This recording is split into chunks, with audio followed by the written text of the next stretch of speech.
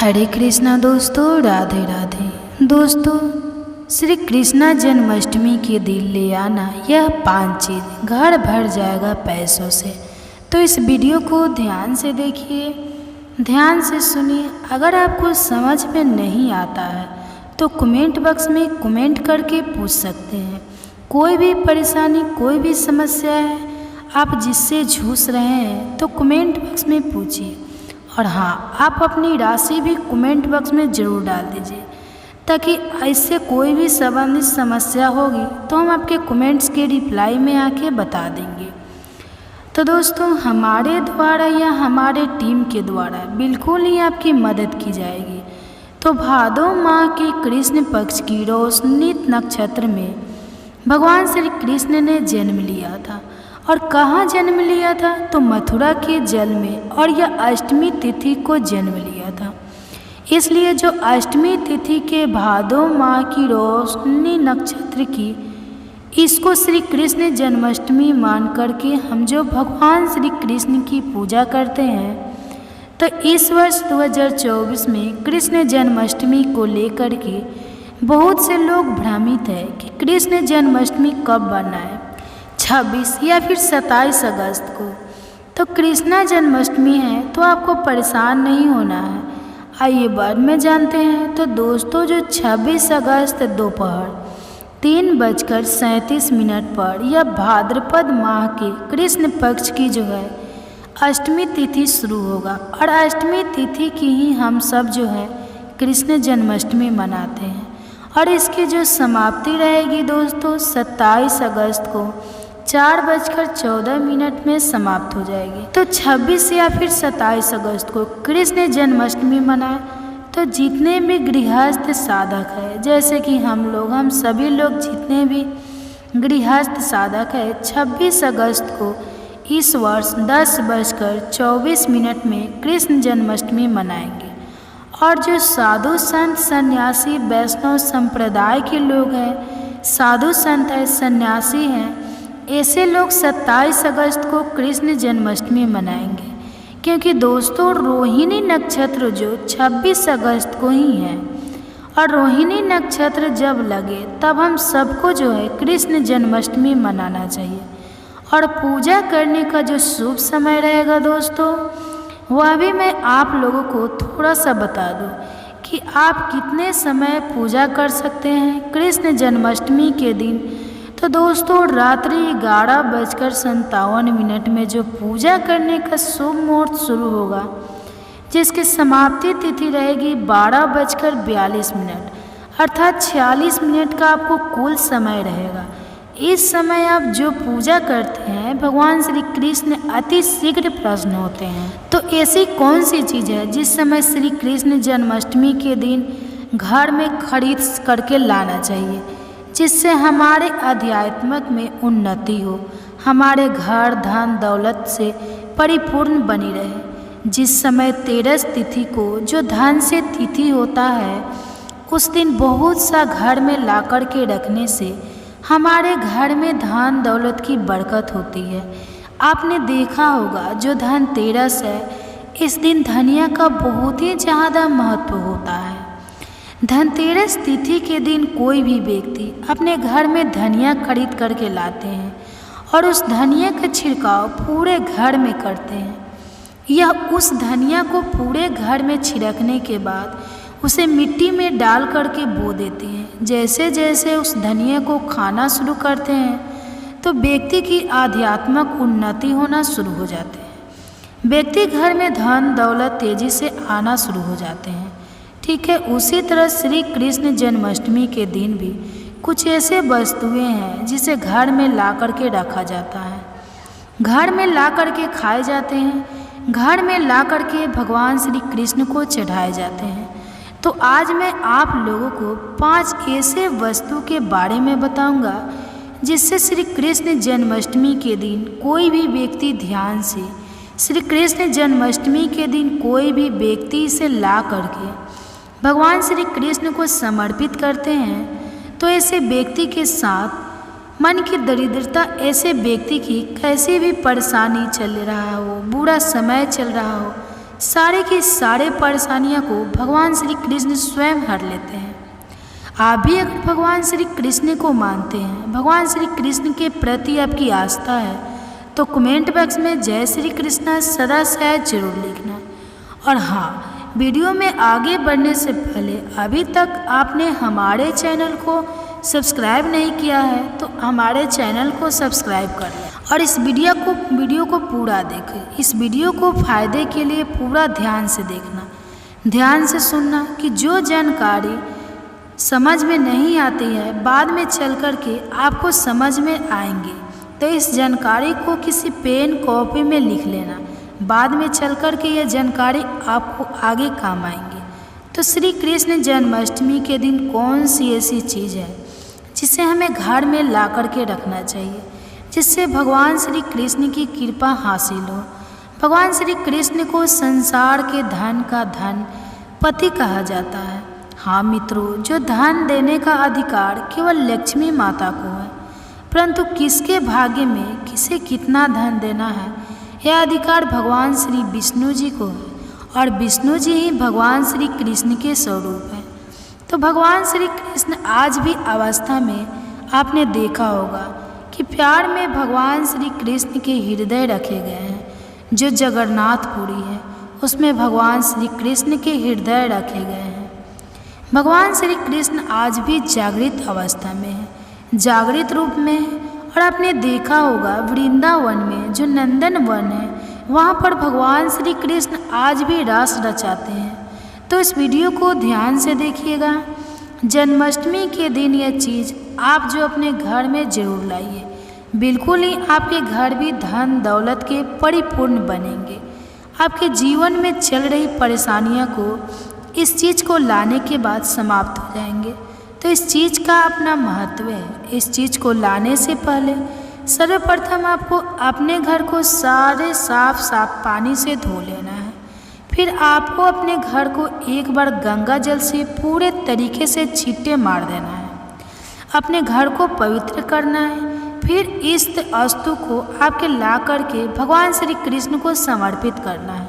तो आपको लाना क्या है? पहला वस्तु है दोस्तों, वह है शहद। हाँ दोस्तों, शहद है, यह भगवान श्री कृष्ण को अत्यंत प्रिय है। ध्यान से सुनिए, भगवान श्री कृष्ण को अत्यंत प्रिय है शहद। तो शहद जो है देवी देवताओं को भोग में लगाते हैं। आपने देखा होगा जो शहद है यह वास्तु दोष को भी दूर करते हैं। भगवान श्री कृष्ण को वास्तु का जनक समझा जाता है। जहाँ पर भगवान श्री कृष्ण के बाल अवस्था रूप का मूर्ति रखा जाए, जिसे हम जो है बाल श्री कृष्णा बोल सकते हैं, या फिर एक तरह के छोटा कृष्णा बोल सकते हैं, या फिर बाल गोपाल बोल सकते हैं।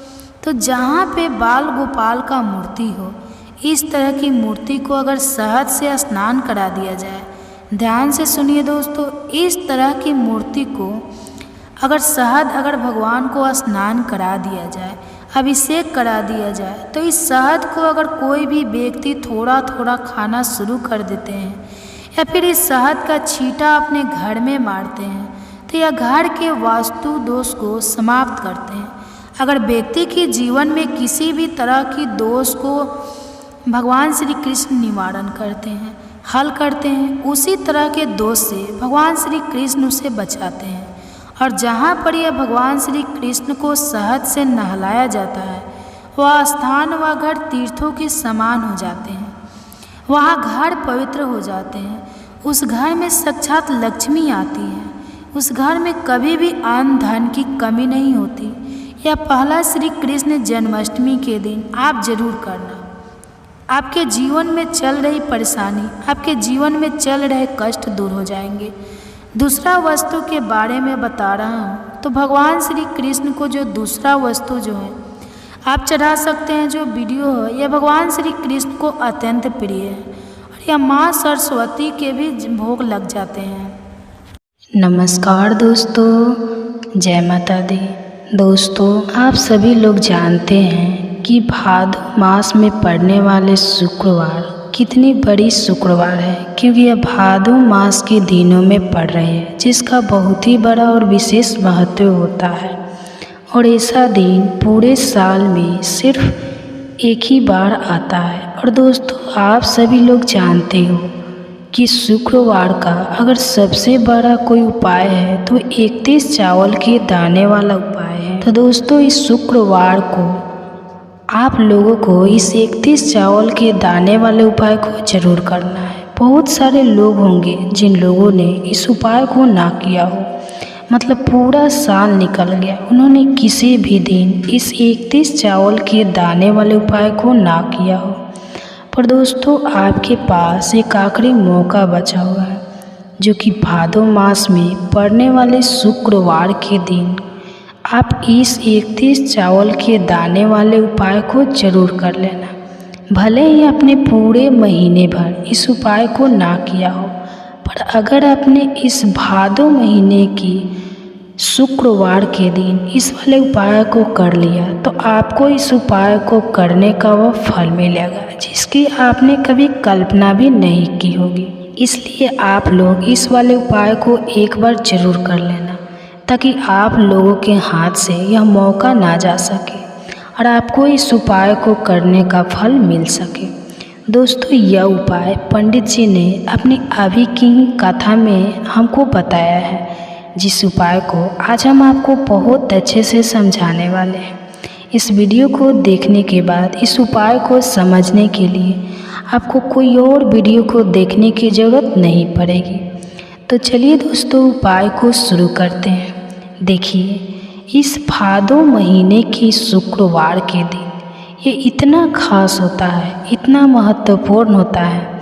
देखा गया है कभी कभी बड़े बड़े पूजा पाठ अनुष्ठान से जो मनोकामना पूर्ण नहीं होते हैं, वह भादो महीने के दिन एक छोटे से उपाय करने से ही आपकी मनोकामना पूर्ण हो जाती है। और बहुत सारे लोगों ने इस उपाय को किया भी है और उनको इस उपाय को करने का फल भी जरूर मिला है। अगर आप लोग भी इस उपाय को करना चाहते हैं तो आप इस उपाय को पहले अच्छे से समझ लेना, सुन लेना, उसके बाद करना। आपको इस उपाय का फल जरूर मिलेगा। और इस उपाय को कर लेने से आपके घर में चाहे किसी भी प्रकार की दुख और समस्या चल रही हो, आपको उसका कारण भी नहीं पता है कि भाई ये समस्या किस कारण से चल रही है। उसका कुछ भी कारण हो सकता है, जैसे प्रेत दोष हो सकता है या किसी भी तरह का मंगल दोष भी हो सकता है। तो इस दिन आप लोगों को यह वाला उपाय कर लेना है। यह एक ऐसा उपाय है जिस उपाय को अगर किसी विशेष दिन पर किया जाए तो उस विशेष दिन का जो है वह तो हमें फल मिलता ही मिलता है, पर हमने उस दिन पर इस उपाय को किया है तो हमें उससे भी बड़ा फल मिलता है और बहुत जल्दी मिलता है कि आप इस उपाय को बहुत ही बड़े और विशेष दिन पर कर रहे हो। तो चलिए अब उपाय के बारे में बात करते हैं, लेकिन उससे पहले आप लोगों को यह जानना आवश्यक है कि आखिर यह उपाय किस समय करना है, किसको करना है और कैसे करना है। तो चलिए हम आगे आपको वीडियो में एक एक करके बता देते हैं। लेकिन उससे पहले अगर आप लोग हमारे चैनल पर पहली बार आए हैं या जो भी माताएं या बहनें हैं, अगर मेरी आवाज़ पहली बार सुन रहे हैं, अगर आपने अभी तक हमारे चैनल को सब्सक्राइब नहीं किया है तो प्लीज़ हमारे चैनल को सब्सक्राइब जरूर कर लेना और इस वीडियो को लाइक करके कमेंट बॉक्स में जय माता दी जरूर लिखना।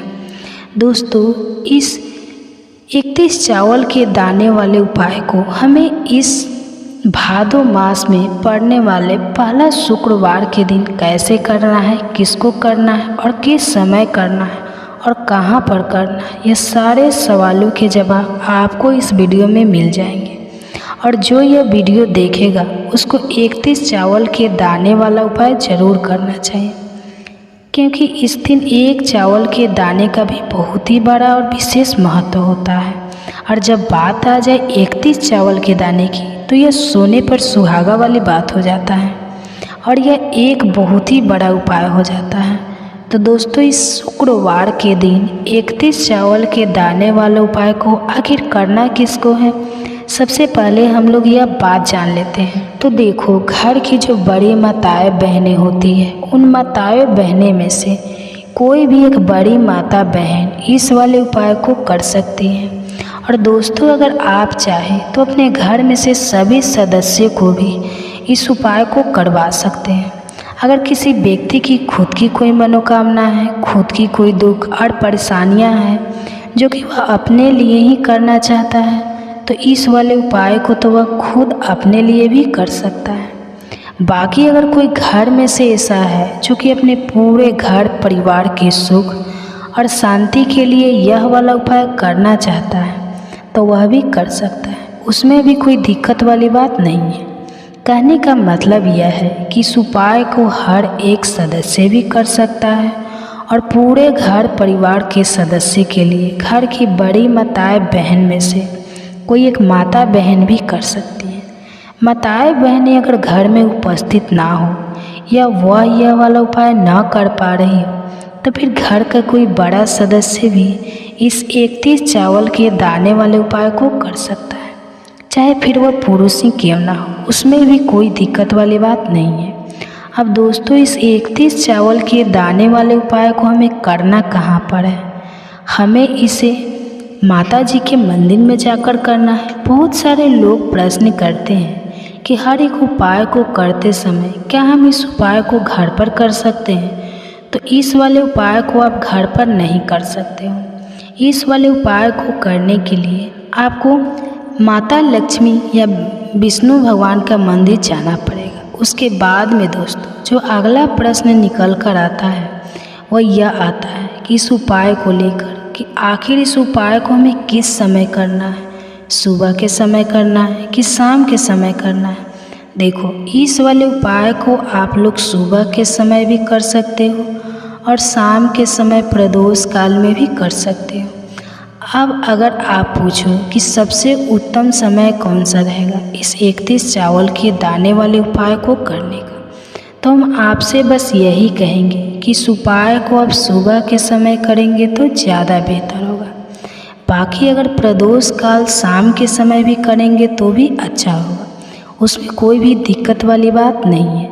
तब दोस्तों, जो अगली सबसे बड़ी और महत्वपूर्ण बात आती है वो यह आती है कि सुबह अगर हम उपाय को करेंगे तो हमें कितने बजे से लेकर कितने बजे तक के बीच में करना है, और शाम के समय प्रदोष काल में करेंगे तो हमें कितने बजे से लेकर कितने बजे के बीच में करना है। तो देखो, सुबह जितनी जल्दी हो सके आप उपाय को करने की कोशिश करना। बाकी अगर किसी कारणवश लेट भी हो जाओ, थोड़ी देर भी हो जाए, तो 10 या 11 बजे तक भी उपाय कर लेना, पर 12 बजे से ज़्यादा देरी ना हो, ठीक है? इस बात का बिल्कुल ध्यान रखना। उसके बाद में दोस्तों, अगर शाम के समय प्रदोष काल की बात करें, प्रदोष काल का जो समय होता है वह शाम के 6 बजे से शुरू हो जाता है। मतलब शाम के 6 बजे से लेकर 7 बजे के बीच का जो समय होता है, यह समय प्रदोष काल का समय होता है। पर अभी जो मौसम चल रहा है ना, इस मौसम में जो शाम बहुत देरी से होती है, तो आप उपाय को 7 या 8 बजे के बीच में भी कर सकते हो। मतलब शाम के 6 बजे से रात 8 बजे के बीच में आप कभी भी इस वाले उपाय को कर सकते हो, उसमें कोई भी दिक्कत वाली बात नहीं है। अब दोस्तों, यहाँ पर इस उपाय को लेकर एक और सबसे बड़ी बात यह निकल कर आती है कि इस 31 चावल के दानों को हमें लेना कहाँ से होता है, और हमें इस उपाय को करने के साथ में और क्या कुछ भी सामग्री ऐसी होती है जो मंदिर में लेकर जानी पड़ जाती है। तो देखिए, यहाँ पर हम आपको बता दें, सबसे पहले आप लोग यह जान लो कि ये जो 31 चावल के दाने वाला उपाय है, सिर्फ और सिर्फ आप उपाय की सामग्री लेकर माता जी के मंदिर मत जाना, क्योंकि हमें माता जी के सामने यह नहीं दर्शाना है कि अगर हम माता जी के मंदिर आए हैं तो अपने फायदे के लिए आए हैं। इसलिए जो भी पूजन सामग्री है, उपाय सामग्री है, 31 चावल के दाने, इसके साथ में आपको पूजन सामग्री भी ज़रूर लेकर जाना है।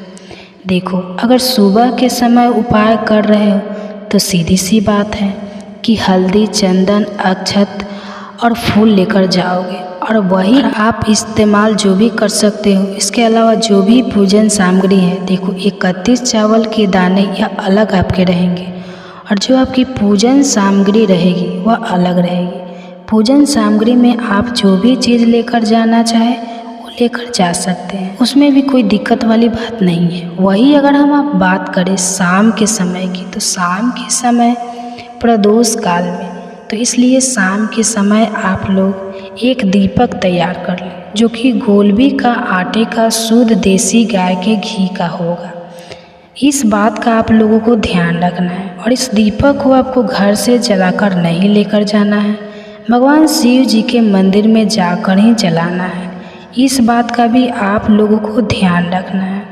दोस्तों, यहाँ पर हमें इस बात को समझना है कि 31 चावल के दाने हमें लेना कहाँ से है। क्या हमें दुकान से लेकर आना है या हमें अपने घर से लेना है या कहाँ से लेकर आना है और कौन से चावल लेना है, क्योंकि चावल भी बहुत प्रकार के होते हैं।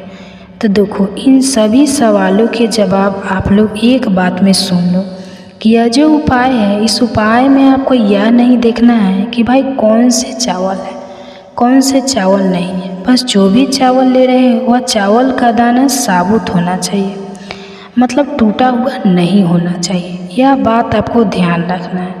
बाकी आपका चावल बासमती हो या सादा चावल हो या कोई सा भी चावल हो, उसमें कोई भी दिक्कत वाली बात नहीं है। सीधी सी बात है कि आपके घर के रसोई घर में जहाँ पर आप भोजन बनाते हो, वहाँ पर जो भी चावल आपके उपस्थित हो, उन चावलों में से अपनी एक कटोरी भर लेना या एक मुट्ठी चावल अलग से निकाल कर रख लेना, क्योंकि हमें 31 चावल ही यहाँ पर इस उपाय को लेने हैं। तो हमें इस चावल के दाने गिन कर निकालने पर बहुत समय लगेंगे, तो इस बात का आप लोगों को ध्यान रखना है।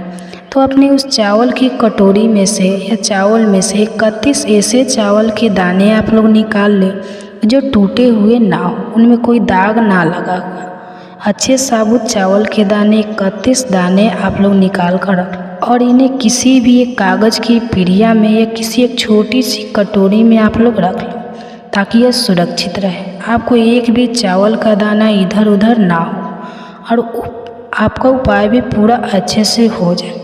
तो जैसे ही आपका उपाय की जो सामग्री है 31 चावल के दाने यह तैयार हो जाते हैं, उसके बाद में आपको जो भी अपनी पूजन सामग्री है, सुबह के समय कर रहे हो तो आपको पूजन सामग्री करके लेकर जाना है। नमस्कार दोस्तों, आप सबका स्वागत है हमारे चैनल वंदना काव्या में। तो आप सब कैसे हैं बताने के लिए हमेशा की तरह कमेंट बॉक्स में हर हर महादेव जरूर लिखिएगा। दोस्तों, यहाँ पर आज हम बात करेंगे भादो मास में पड़ने वाले पहला शुक्रवार के बारे में। दोस्तों, इस दिन का महत्व बहुत ही ज़्यादा बड़ा होता है और इस दिन आप लोगों को एक दीपक वाला उपाय जरूर करना चाहिए, जो कि पंडित जी ने अपनी अभी की कथा में बताया हुआ है। तो दोस्तों, इस उपाय को आपको कैसे करना है, कब करना है, कहाँ पर करना है और उपाय को समय आपको किन किन बातों का ध्यान रखना है, ये सारी जानकारी हम आपको इस वीडियो में देंगे। तो चलिए दोस्तों, उपाय को शुरू करते हैं। देखिए, यह दिन इतना खास होता है, इतना महत्वपूर्ण होता है, देखा गया है कभी कभी बड़े बड़े पूजा पाठ अनुष्ठान से जो हमारी मनोकामना पूर्ण नहीं होती है, वह शुक्रवार के दिन एक छोटे से उपाय करने से ही आपकी मनोकामना पूर्ण हो जाती है। और बहुत सारे लोगों ने इस उपाय को किया भी है और उनको इसको करने का फल भी जरूर मिला है। अगर आप लोग भी इस भादो मास के पहला शुक्रवार के दिन अगर इस उपाय को करना चाहते हैं तो पहले अच्छे से समझ लेना, सुन लेना, उसके बाद करना। आपको इस उपाय का फल जरूर मिलेगा और इस उपाय को करने से आपके घर में चाहे किसी भी तरह की दुख और समस्या चल रही है तो उसका कारण भी तो आपको पता नहीं ना कि दोस्तों यह समस्या किस कारण से चल रही है। उसका कुछ भी कारण हो सकता है, जैसे प्रेत दोष हो सकता है या किसी भी तरह का मंगल दोष भी हो सकता है और भी बहुत तरह के दोष होते हैं, कुछ भी हो सकता है। पर आपको इस उपाय को करने के लिए अपने दोष को पता लगाने की भी ज़रूरत नहीं है, क्योंकि भादो मास में शुक्रवार के दिन इस एक दीपक वाला उपाय को आप लोगों को कर लेना है। दोस्तों, अब हम समझते हैं इस वाले उपाय को हमें करना किस समय है। तो सबसे पहली बात दोस्तों, हम समझते हैं कि एक दीपक वाला उपाय करना किसको है। देखिए, यहाँ पर सीधी सी बात है कि ये एक दीपक वाला उपाय है। ये किस लिए किया जा रहा है? यह मनोकामना को पूर्ण करने के लिए किया जा रहा है। यह आपके जीवन में जो दुख और परेशानियां हैं उनको दूर करने के लिए किया जा रहा है। यह आपका कोई बड़ा काम है जो कि नहीं हो पा रहा है, आप उसके लिए इस उपाय को कर सकते हो। तो सीधी सी बात यह है कि आप अपनी किसी भी तरह की मनोकामना के लिए इस वाले उपाय को कर सकते हो। तो यह उपाय वह व्यक्ति कर सकता है जिस व्यक्ति को अपनी किसी भी तरह की मनोकामना माता जी से पूर्ण करवानी हो। और अगर कोई भी माताएं बहनें जो है अपने घर की सुख और शांति के लिए, घर में धन समृद्धि को बढ़ाने के लिए ये वाला उपाय करना चाहती है, तो घर की जो बड़ी माताएं बहनें होगी वह इस एक दीपक वाला उपाय को विशेष रूप से करें। क्योंकि माताएं बहनें घर की लक्ष्मी होती हैं, और जब घर की लक्ष्मी कोई विशेष उपाय करती है तो उसका फल ही बहुत जल्दी मिल जाता है और बहुत बड़ा होकर मिलता है। तो अन्यथा इस उपाय को कोई भी व्यक्ति कर सकता है, चाहे वह बड़ा हो, चाहे वह छोटा हो, चाहे वह बच्चा हो। जिस व्यक्ति को यह एक दीपक वाला उपाय समझ आ गया, वह व्यक्ति इस एक दीपक वाला उपाय को भादो मास में पड़ने वाला सबसे पहला शुक्रवार को ये उपाय कर सकता है। उसको इस उपाय का फल जरूर मिल जाएगा, क्योंकि शुक्रवार का दिन माता लक्ष्मी को संपन्न हो जाते हैं और साथ ही भगवान विष्णु को भी भाता है। तो अब हम समझते हैं कि इस एक दीपक वाला उपाय को आपको करना कैसे है और उस उपाय को करने का जो समय है वह क्या है। तो देखिए, शुक्रवार के दिन किए जाने वाले यह एक दीपक वाला उपाय जो है यह मुख्य रूप से सुबह के समय होगा। किस समय होगा? सुबह के समय होगा। आपको कोशिश यही करना है कि सुबह के समय हम इस एक दीपक वाला उपाय को कर लें। पर किसी कारणवश अगर आप सुबह इस उपाय को ना कर पाओ, आपको कहीं काम से जाना हो या किसी और काम की वजह से आप उपाय को ना कर पाओ, तो आपके पास फिर दूसरा मौका रहेगा जो कि शाम के समय का रहेगा, प्रदोष काल का रहेगा। अब प्रदोष काल का समय भी एक बहुत ही लोगों के मन में प्रश्न बन जाता है कि दोस्तों यह समय होता कब है, कितने बजे से लेकर कितने बजे यह समय होता है, ताकि हमें उपाय के लिए जो है समय का पता लग जाए। तो हम आपको बता दें, प्रदोष काल का जो एक समय होता है शाम का समय, वह होता है शाम के 6 बजे से लेकर शाम के 7 बजे के बीच का। इस समय के बीच में आप उपाय को करेंगे तो आपको उस उपाय का ज़रूर फल मिलेगा। तो शाम के 6 बजे से लेकर शाम के 7 बजे के बीच में आप लोग इस एक दीपक वाला उपाय को कर सकते हो। तो बहुत सारे लोग यहाँ पर यह भी प्रश्न करेंगे कि दोस्तों हम जो नौकरी पर जाते हैं, हम अपनी ड्यूटी पर जाते हैं और हमें देर हो जाती है, तो उस जगह पर हमें क्या करना चाहिए। तो देखिए, उन लोगों को भी टेंशन लेने की ज़रूरत नहीं है। अगर आप लोग इस उपाय को शाम के समय प्रदोष काल में कर रहे हैं और अगर आप आने में देरी भी हो जाती है, आपको आने में 7 बजे तक आप नहीं पहुंच पाते हो, तो दोस्तों आप 7 बजे या रात 8 बजे तक भी अगर उपाय को करोगे तो भी चल जाएगा। अगर इसमें थोड़ा देर भी हो जाती है तो भी आप उपाय को कर सकते हो, क्योंकि दोस्तों भादो मास का दिन में ये शुक्रवार पहला ही बहुत ही काम का शुक्रवार पड़ रहा है। तो दोस्तों यह दिन बहुत ही कम आता है पूरे साल भर में, इसलिए जब आपको मौका मिल जाए, जब आप इस उपाय को ज़रूर कर लेना। कोई भी उपाय हो आप कभी भी कर सकते हो, बट शुक्रवार के दिन बस कोशिश करना है कि समय के थोड़ा अंतर्गत ही कर लो। पर किसी कारणवश अगर ना कर पाओ तो फिर आप थोड़ी देरी से भी कर सकते हो, आपको उपाय का फल जरूर मिलेगा। तो देखिए, सबसे पहले आपको बता दें कि भादो मास में पड़ने वाले जितने भी शुक्रवार हैं, देखिए शुक्रवार का दिन बेहद बहुत ही ज़्यादा लाभकारी, बहुत ही शुभ समझा जाता है और साथ ही साथ जो होता है, ये जितनी भी शुक्रवार होती है उनमें से भादो मास का शुक्रवार राजा होता है। दूसरी चीज़ कि अगर शुक्रवार का दिन है जो माता लक्ष्मी को समर्पित हो जाता है, तो इस दिन माता लक्ष्मी की विशेष कृपा भक्तों पर बनती है। और दूसरी चीज़, माता लक्ष्मी जो है इस दिन बहुत ही प्रसन्न मुद्रा में होती है और अपने भक्तों की मनोकामना पूरा करती है। तो शुक्रवार के दिन अगर आ जाए तो ये सोने पर सुहागा होता है। और बिल्कुल से आपको इस दिन यह उपाय जरूर करना है, एक दीपक वाला उपाय जरूर करना। जितनी भी गरीबी और निर्धनता है उसे आप दूर कर पाएंगे और रातों रात आप अपने जीवन में धन को प्राप्त कर लेंगे। तो चलिए बात कर लेते हैं, यह जो होता है इस दिन आप कोई भी अगर शुभ काम करना चाहते हैं, जैसे कि खरीदारी में आप सोना चांदी गहना खरीदना चाहते हैं, वह खरीदें, बहुत ही शुभ दिन है। नया काम शुरू करना चाहते हैं, कोई भी ऐसा काम जो आप नए काम की शुरुआत कर रहे हैं, व्यापार की शुरुआत कर रहे हैं, उसके लिए भी यह दिन बहुत ही ज़्यादा शुभ होता है। तो सबसे पहले आपको क्या करना है, उपाय कैसे करना है, यह आप नोट कर लें। देखिए, आपको यहाँ पर हरी इलायची लेनी है। तो कितनी हरी इलायची लेंगे आप? 6 हरी इलायची लेनी है। अब 6 जो अंक होता है यह माता लक्ष्मी को बहुत ही प्रिय होता है। तो 6 हरी इलायची बिल्कुल भी खंडित नहीं होनी चाहिए, टूटी नहीं होना चाहिए। साथ ही साथ आपको क्या करना है कि यहाँ पर 6 लौंग लेनी है।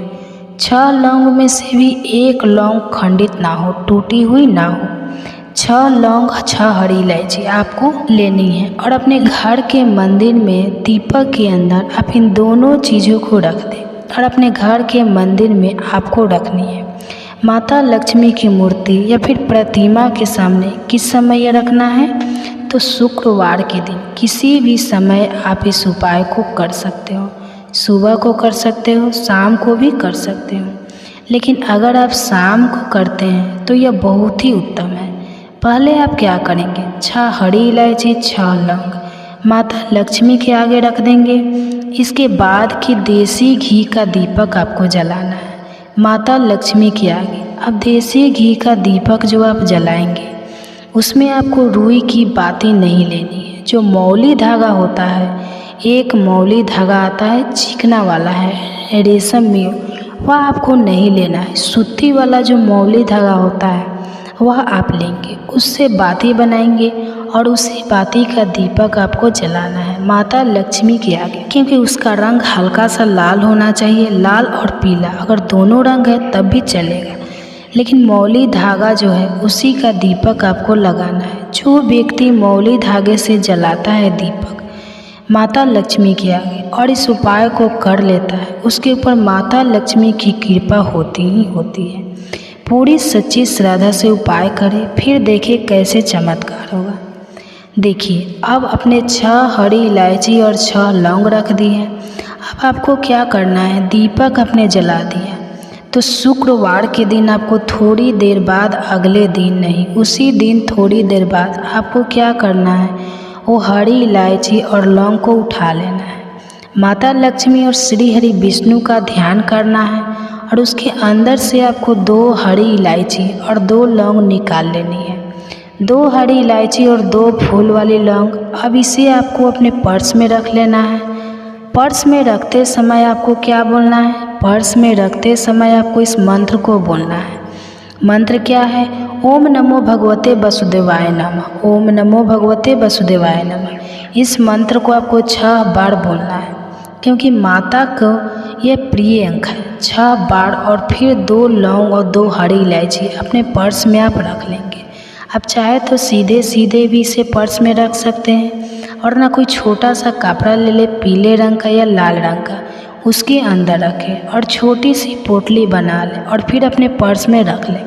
देखिए, जैसे ही आप अपने पर्स में यह हरी इलायची और लौंग रखते हैं ना, क्योंकि हरी इलायची माँ लक्ष्मी से जुड़ी हुई है, माँ लक्ष्मी को बहुत ही प्रिय है, उनको बहुत पसंद है। दूसरी चीज़ की हरी इलायची आपके शुक्र को मजबूत कर देता है, आपके पास पैसे को लेकर आता है, धन को बढ़ाने का काम करता है। तो जैसे ही आप अपने पर्स में हरी इलायची रखेंगे, धन ऐसे आएगा आपके जीवन में कि आप संभाल नहीं पाएंगे। कि जो जागत है वह पावत है, जो सोवत है वह खोवत आ रहे हैं। कि सुबह जल्दी उठना चाहिए, वे हमें सुबह उठने के 1000 फायदे गिनाते हैं। सभी बच्चों की मम्मी अपने बच्चों को स्वयं सुबह उठाती है, किंतु हमारी नई पीढ़ी तो देर रात तक जागते हैं और सुबह देर तक सोने को बड़ा ही फैशनेबल मानते हैं। दरअसल हमारे परिवार के लोग सुबह जल्दी उठने को लेकर जो भी बातें बताते हैं, उनके पीछे बहुत अधिक आध्यात्मिक बातें छिपी हुई हैं। इतना ही नहीं, सुबह जागने को विज्ञान भी कहता है।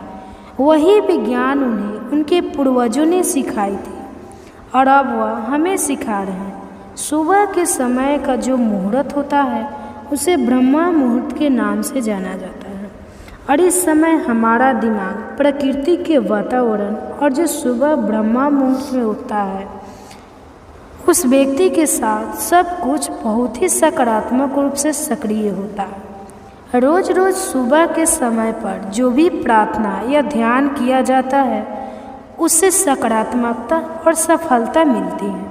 तो दोस्तों, ये सिंही बिंडवना पर एक कथा व्याप्त है।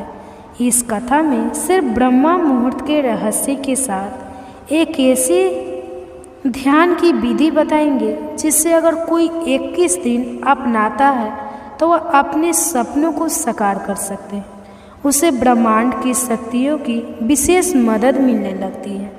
इसके साथ वह व्यक्ति अपने मन को स्थिर और बुद्धिमान बना जाता है। दोस्तों, ब्रह्मा मुहूर्त की शक्तियाँ को जानने के लिए आइए हम गुरु जी से विस्तार से जानते हैं कि वह क्या कहते हैं। इसके बारे में दर्शकों, ब्रह्मा मुहूर्त को समझने के लिए हम उसको एक कथा के माध्यम से जानते हैं। तो प्रिय दोस्तों, एक समय की बात है। नारद जी जब आकाश मार्ग से होते हुए जा रहे थे, तभी रास्ते में उनको इंद्र देवता मिले। वह नारद जी से पूछने लगे कि हे नारद जी, मैंने देखा है कि प्रत्येक इंसान जो सुबह के समय ब्रह्मा मुहूर्त पर उठते हैं, वह बहुत सुखी रहते हैं। ऐसा क्यों है? अब नारद जी को इस बात का ज्ञान नहीं था। उन्होंने कहा कि इंद्रदेव, मैं तुमको तुम्हारे प्रश्न का उत्तर कल दूंगा।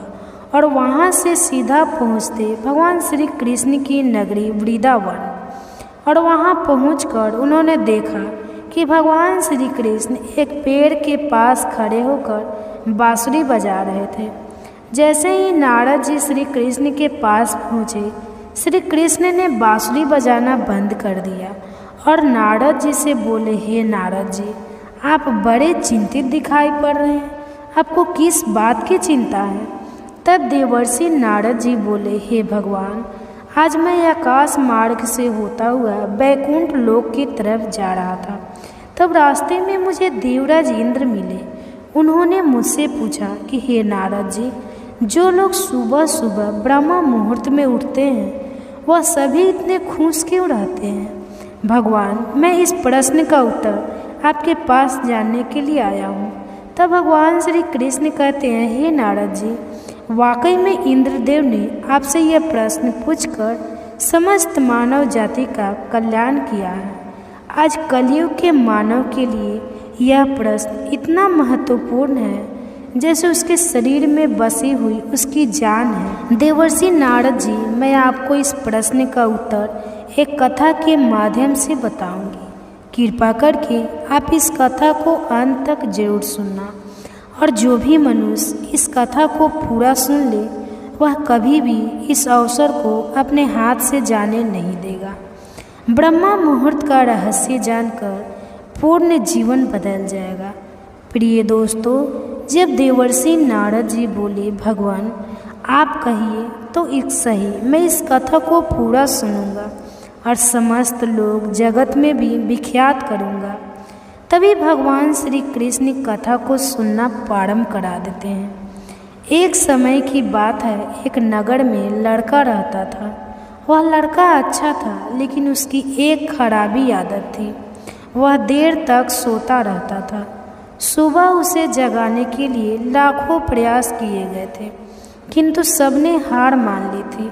वह लड़का कभी 9 बजे से पहले नहीं उठता था।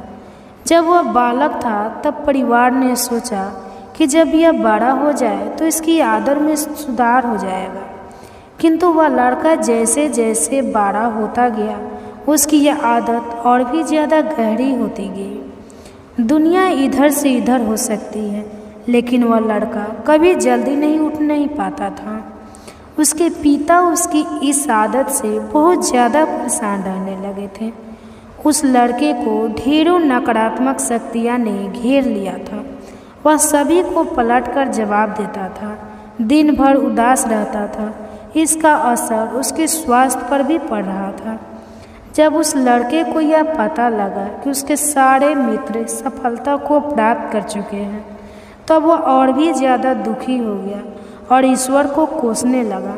वह बार बार कहता था कि मेरी किस्मत खराब है, किंतु उसके पिता अच्छी तरह से जानते थे कि उस लड़के के असफल होने के पीछे क्या कारण है। दोस्तों, भगवान श्री कृष्ण कहते हैं, हे नारद जी, एक दिन की बात है, उसके पिता को किसी सन्यासी के बारे में पता चला। तुरंत वह अपने बेटे की समस्या को लेकर वह तुरंत ही उस सन्यासी के पास जा पहुँचे। पिता ने उस सन्यासी को बड़े ही विस्तार से अपने बेटे की आदतों के बारे में बताया। दोस्तों, भगवान श्री कृष्ण कहते हैं, हे नारद जी, सन्यासी ने कहा कि कल आप अपने बेटे को इस आश्रम में आने को कहिए। पिता घर की ओर चला गया। उन्हें पीता था अगर वह सीधे तरीके से बेटे से सन्यासी को मिलने के लिए कहेंगे तो वह कभी तैयार नहीं होगा। उन्होंने बेटे को अपने पास बुलाया और कहा, तुम्हारे सारे मित्र जीवन में सफलता प्राप्त कर चुके हैं, क्या तुम सफल नहीं होना चाहते हो? लड़के ने उत्तर दिया कि जरूर पिताजी, किंतु जब भी मैं अपने मित्रों से उनकी सफलता का रहस्य पूछता हूँ तब वे मुझे कुछ नहीं बताते हैं। दोस्तों, भगवान श्री कृष्ण कहते हैं, हे नारद जी, पिता ने कहा कि मुझे यह रहस्य पता चल गया है कि वह सभी क्यों सफल होते जा रहे हैं। लड़के ने बड़ी उत्सुकता से पूछा, क्या पता चला है पिताजी? पिता, कृपा करके आप मुझे बताइए। पिताजी ने कहा कि कल सुबह तुम्हें एक सन्यासी के आश्रम में जाकर उनसे मिलना है। यदि तुम वहाँ पर समय से पहुँच गए, सन्यासी तुम्हें ऐसा मंत्र बताएंगे जिससे तुम सफल हो जाओगे, किंतु समस्या एक ही है। लड़के ने पूछा, क्या समस्या है पिताजी? पिता ने कहा कि जब तब तुम सोकर उठ गए तब तक सन्यासी से मिलने का समय समाप्त हो जाता है। तो दोस्तों, भगवान श्री कृष्ण कहते हैं, हे नारद जी, लड़के ने कहा कि पिताजी, मैं कल पूरी रात जागता रहूँगा और सुबह सन्यासी से मिलकर आऊँगा। पिता ने कहा कि ठीक है, सदैव उस सन्यासी की आज्ञा को मानना। पिता की बातें सुनकर वह लड़का बहुत अधिक उत्सुक हुआ। जीवन में पहली बार उसने रात्रि जागरण किया, किंतु थोड़े ही समय में उसे नींद आ गई और वह सो गया। दोस्तों, भगवान श्री कृष्ण कहते हैं, हे नारद जी, अगली सुबह जब उठा तो उस पर पता लगा कि सन्यासी से मिलने का समय समाप्त हो चुका था।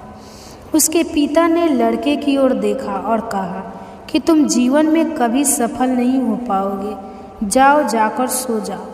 पिता की यह बात सुनकर लड़के को बहुत दुख हुआ। उसके मन ही मन स्वयं को चुनौती दी कि कल सुबह वह सन्यासी से मिलने अवश्य जाएगा। उसने अपने हाथ में एक छोटा सा एक घाव बना लिया। दर्द के कारण उस लड़के को रात भर नींद नहीं आई।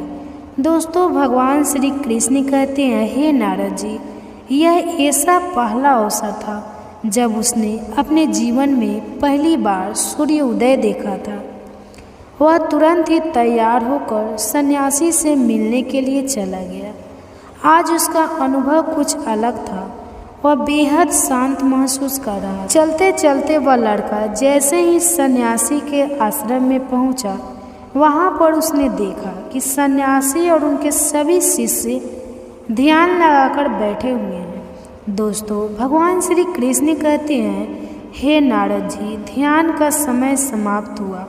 तब लड़का उस सन्यासी के पास पहुंचा और उन्हें प्रणाम करते हुए बोला कि आपके पास कोई ऐसा मंत्र है जिससे मैं सफल हो सकता हूँ?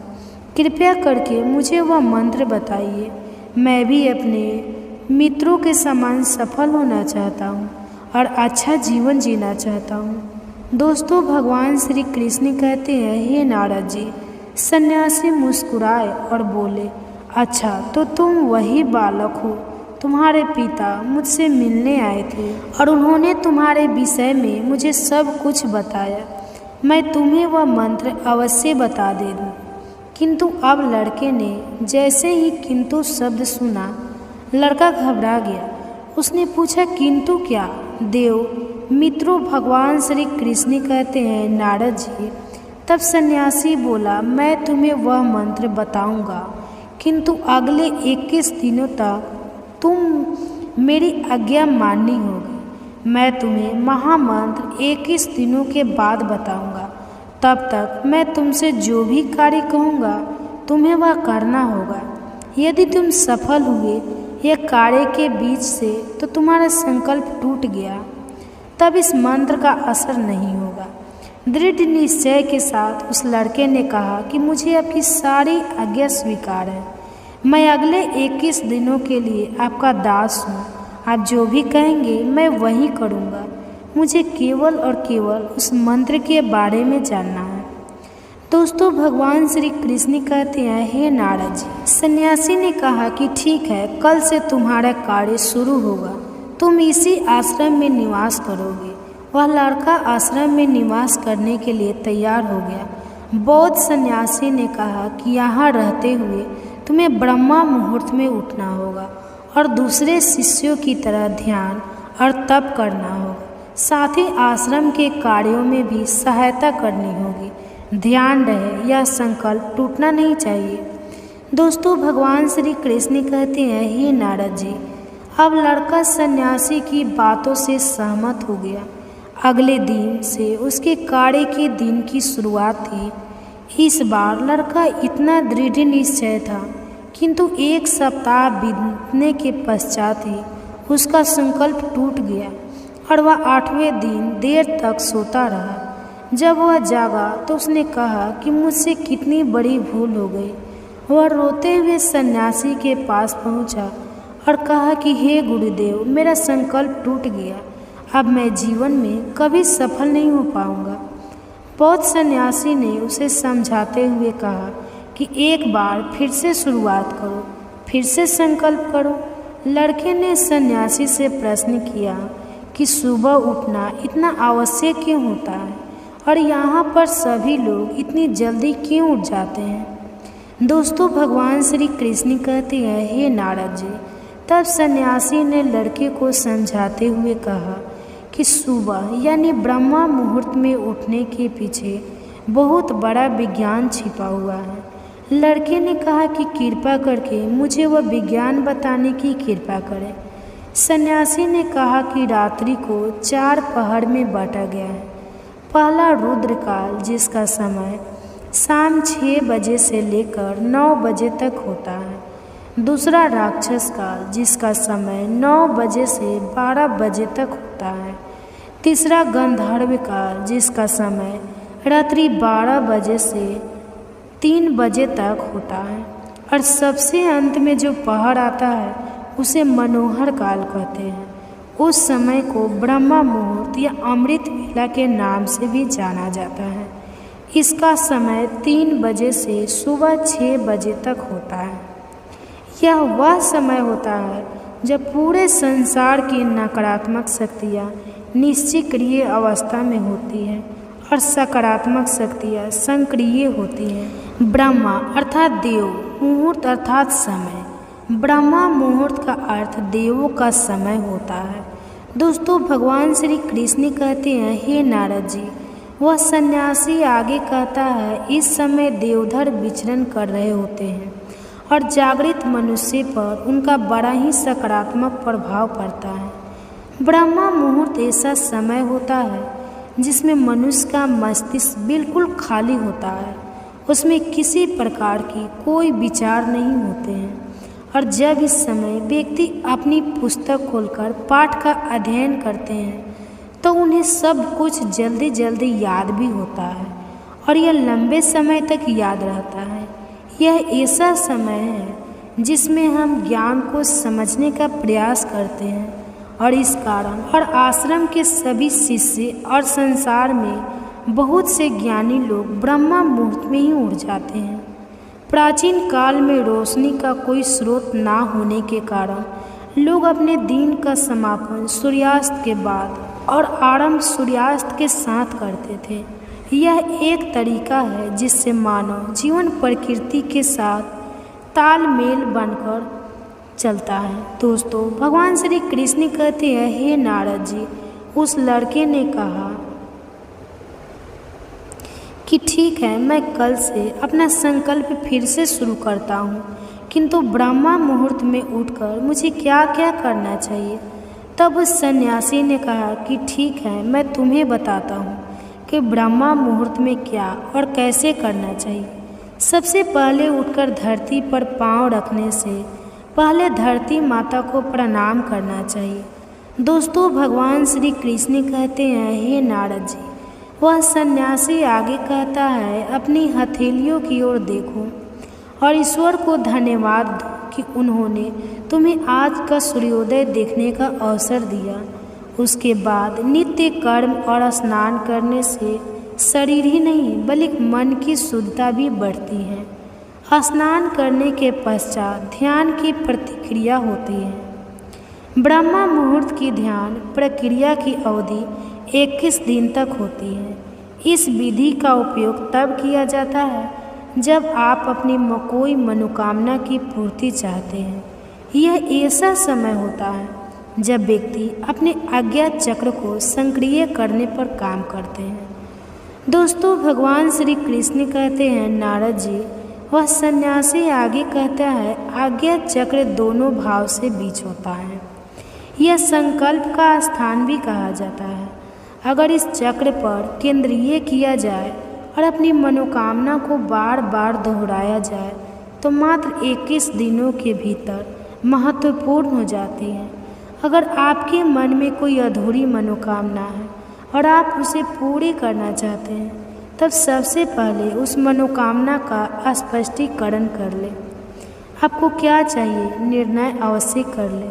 उसके बाद ध्यान की विधि को शुरू करें। ब्रह्मा मुहूर्त में स्नान के बाद एक ऐसा स्थान चुनें जहाँ पर वायु का प्रवेश हो। ध्यान में शुद्ध प्राण वायु का होना आवश्यक होता है। ज्ञान की मुद्रा में रीढ़ की हड्डी सीधी होनी चाहिए, साथ ही गर्दन भी सीधी होनी चाहिए। सुखासन की अवस्था में दोनों हाथों को घुटनों पर रखकर आंखें बंद करके बैठ जाए। हाथ की मुट्ठी को बंद कर ले और 2-3 मिनट तक बिल्कुल शांत हो जाए। जब आपका शरीर स्थिर हो जाए और श्वास भी शांत हो जाए, तब उसके बाद आपका सारा ध्यान आज्ञा चक्र पर लगाए। इस दौरान लंबी गहरी सांस लें और सांस को रोक कर रखें। इस समय आप अपनी इच्छा को मन ही मन दोहराएं। अपने मन की आँखों से इष्ट देव और देवी देवताओं गुरुओं का चिंतन करें। दोस्तों, भगवान श्री कृष्ण कहते हैं, हे नारद जी, उस सन्यासी ने कहा, जब सांस को रोकना कठिन हो जाए तब धीरे धीरे सांस को बाहर की ओर छोड़ें। सांसों को नाक से भरें और मुख से छोड़ें। इस प्रक्रिया 3 को 4 बार प्रतिदिन दोहराना है। ऐसा प्रतिदिन करने से आपकी मनोकामना है वह अवचेतन मन तक अवश्य पहुंच जाएगी और इच्छा पूर्ति जल्दी होगी। आज्ञा चक्र सक्रिय होता है और हमारी आज्ञा को पूरा करता है। सांस को रोक कर रखने के दौरान शरीर में आपातकाल स्थित हो जाती है, जिससे कि आप बेकार की बातें सोचने और विचारने करने से बचते हैं। इससे मन की एकाग्रता बढ़ती है, तब इच्छाएं अवचेतन पहुंचती है।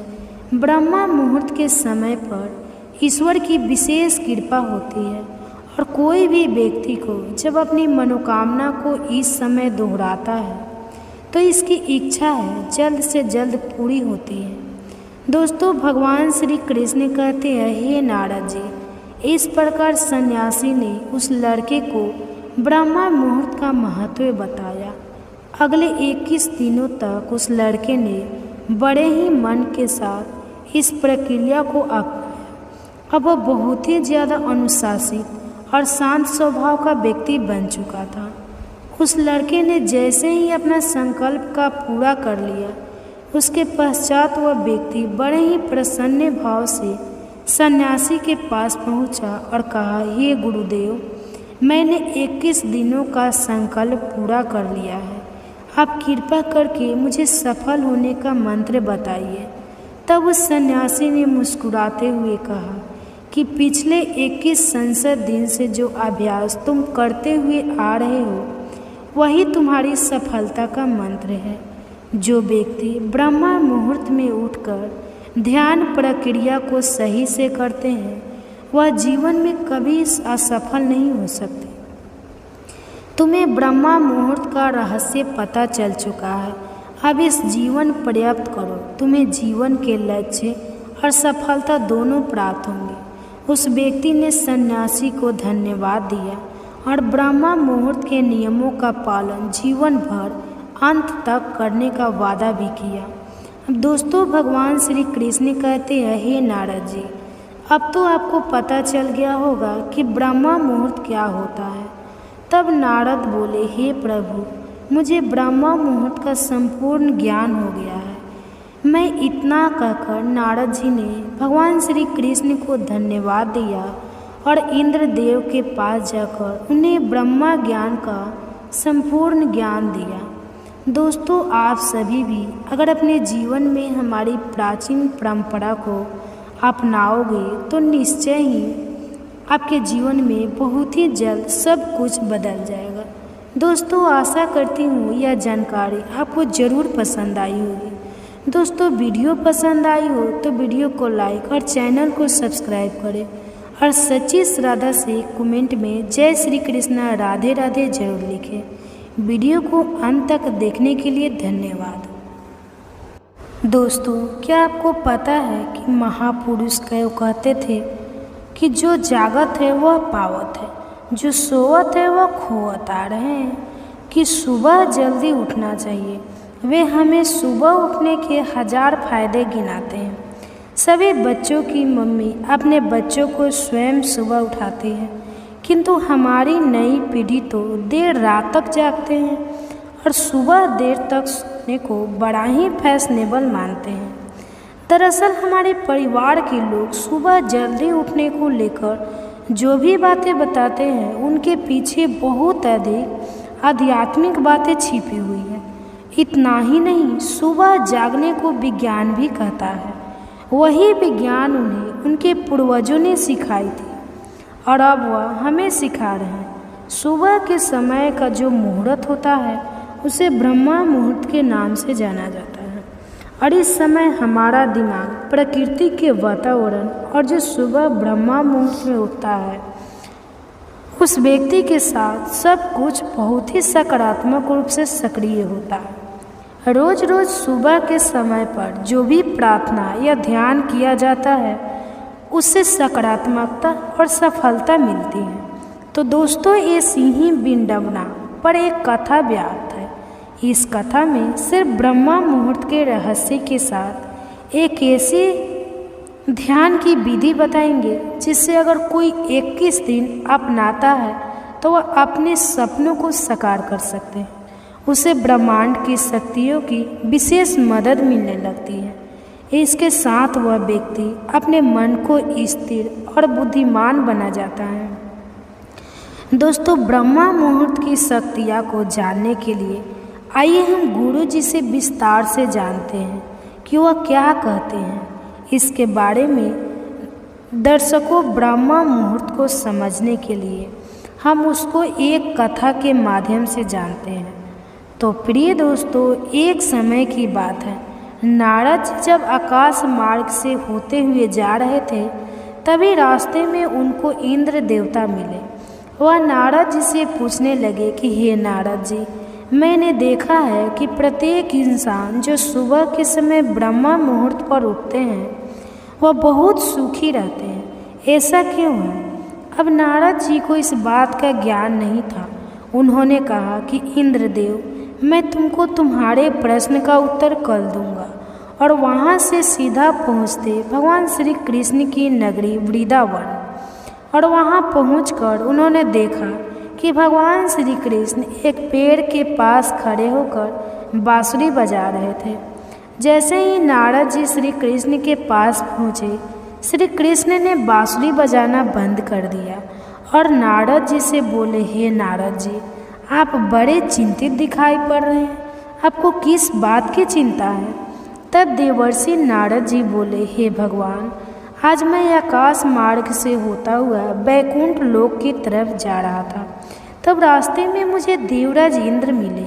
उन्होंने मुझसे पूछा कि हे नारद जी, जो लोग सुबह सुबह ब्रह्म मुहूर्त में उठते हैं वह सभी इतने खुश क्यों रहते हैं? भगवान, मैं इस प्रश्न का उत्तर आपके पास जानने के लिए आया हूँ। तब भगवान श्री कृष्ण कहते हैं, हे नारद जी, वाकई में इंद्रदेव ने आपसे यह प्रश्न पूछकर समस्त मानव जाति का कल्याण किया है। आज कलयुग के मानव के लिए यह प्रश्न इतना महत्वपूर्ण है जैसे उसके शरीर में बसी हुई उसकी जान है। देवर्षि नारद जी, मैं आपको इस प्रश्न का उत्तर एक कथा के माध्यम से बताऊंगी।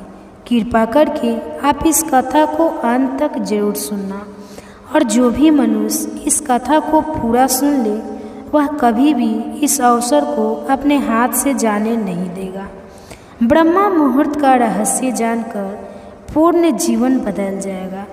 प्रिय दोस्तों, जब देवर्षि नारद जी बोले, भगवान आप कहिए तो एक सही, मैं इस कथा को पूरा सुनूंगा और समस्त लोग जगत में भी विख्यात करूंगा, तभी भगवान श्री कृष्ण कथा को सुनना प्रारंभ करा देते हैं। एक समय की बात है, एक नगर में लड़का रहता था। वह लड़का अच्छा था, लेकिन उसकी एक खराबी आदत थी, वह देर तक सोता रहता था। सुबह उसे जगाने के लिए लाखों प्रयास किए गए थे, किंतु सबने हार मान ली थी। वह लड़का कभी 9 बजे से पहले नहीं उठता था। जब वह बालक था तब परिवार ने सोचा कि जब यह बड़ा हो जाए तो इसकी आदत में सुधार हो जाएगा, किंतु वह लड़का जैसे जैसे बड़ा होता गया उसकी यह आदत और भी ज़्यादा गहरी होती गई। दुनिया इधर से इधर हो सकती है, लेकिन वह लड़का कभी जल्दी नहीं उठ नहीं पाता था। उसके पिता उसकी इस आदत से बहुत ज़्यादा परेशान रहने लगे थे।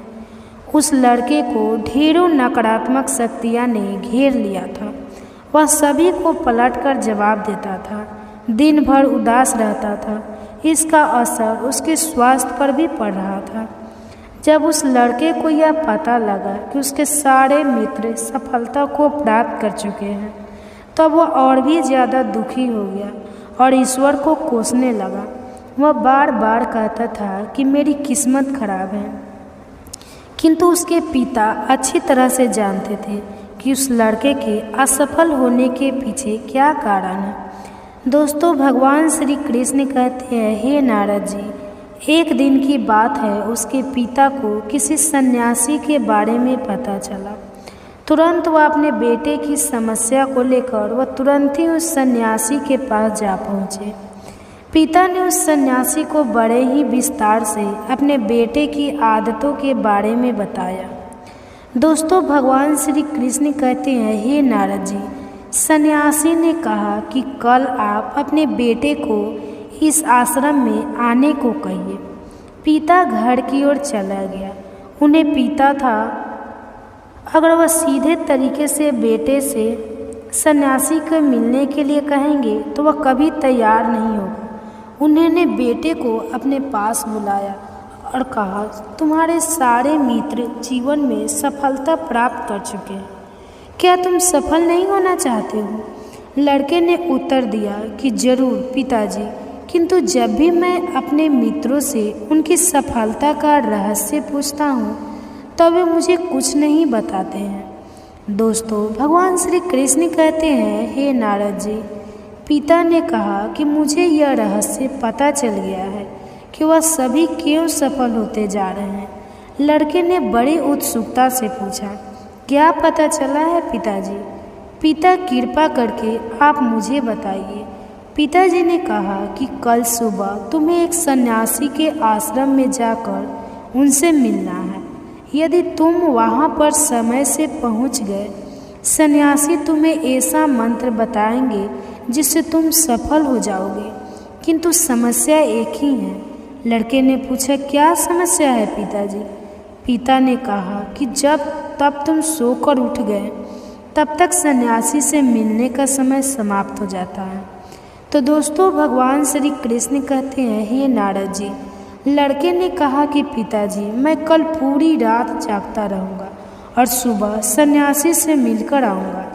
पिता ने कहा कि ठीक है, सदैव उस सन्यासी की आज्ञा को मानना। पिता की बातें सुनकर वह लड़का बहुत अधिक उत्सुक हुआ।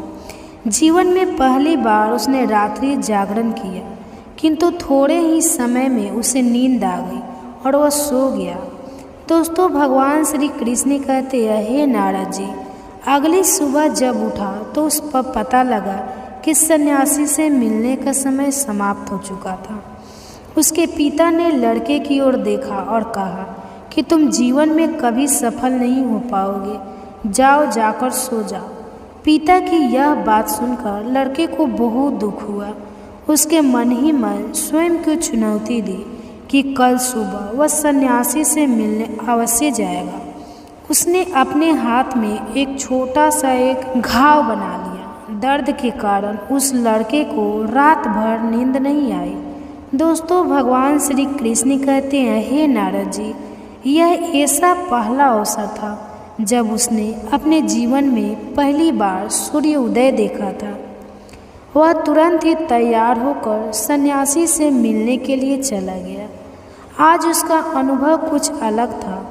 वह बेहद शांत महसूस कर रहा। चलते चलते वह लड़का जैसे ही सन्यासी के आश्रम में पहुंचा, वहां पर उसने देखा कि सन्यासी और उनके सभी शिष्य ध्यान लगाकर बैठे हुए हैं। दोस्तों, भगवान श्री कृष्ण कहते हैं, हे नारद जी, ध्यान का समय समाप्त हुआ।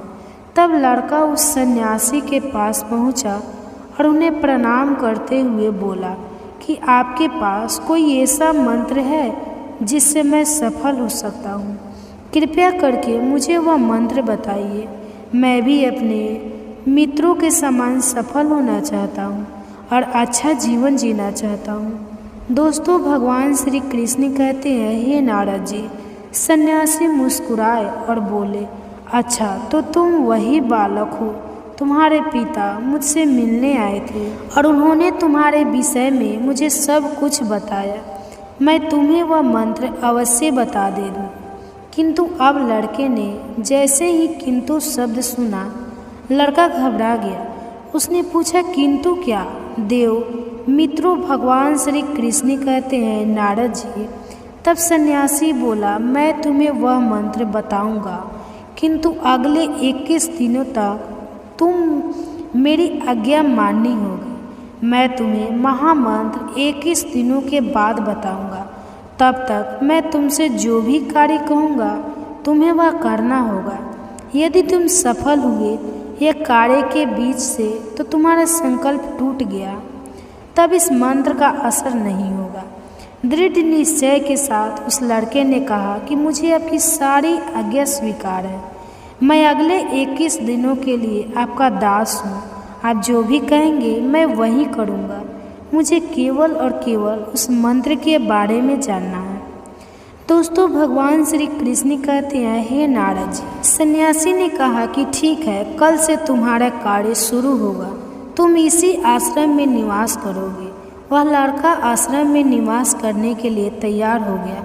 बौद्ध सन्यासी ने कहा कि यहाँ रहते हुए तुम्हें ब्रह्मा मुहूर्त में उठना होगा और दूसरे शिष्यों की तरह ध्यान और तप करना होगा। साथ ही आश्रम के कार्यों में भी सहायता करनी होगी। ध्यान रहे, यह संकल्प टूटना नहीं चाहिए। दोस्तों, भगवान श्री कृष्ण कहते हैं, हे नारद जी, अब लड़का सन्यासी की बातों से सहमत हो गया। अगले दिन से उसके काढ़े के दिन की शुरुआत थी। इस बार लड़का इतना दृढ़ निश्चय था, किंतु 1 सप्ताह बीतने के पश्चात ही उसका संकल्प टूट गया और वह 8वें दिन देर तक सोता रहा। जब वह जागा तो उसने कहा कि मुझसे कितनी बड़ी भूल हो गई। वह